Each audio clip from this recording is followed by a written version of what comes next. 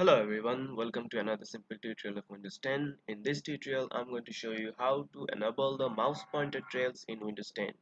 So if you don't know what mouse pointer trail is, so when you move the mouse cursor, it will show mouse pointer trails whenever you move it. So I'm going to show you how to enable it. So first, you just have to go to search bar and search for mouse. Mouse. Then you can see there's an option called mouse settings. Right click on it.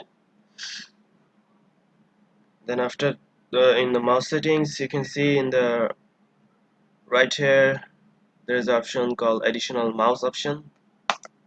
Click on additional mouse option.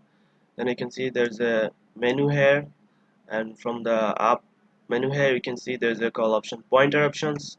Right click on it, and you can see there's an option called display pointer trails. Now as you can see, the mouse, when you move the mouse cursor, it will show like this. So you just have to mark here to unlock the settings. So now you can see the mouse cursor put a trail behind it whenever I move it. So you can choose the settings here, long or short. If you put it into short, so you can see the mouse trail is kind of small now. So if you put it in the middle, you can see there's a icon is moving but not too much trail behind it.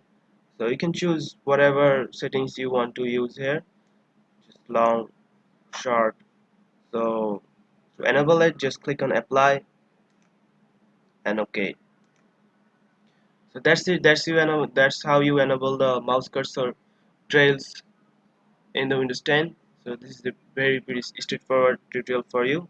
So if you find this video helpful, please subscribe to my channel and thank you for watching.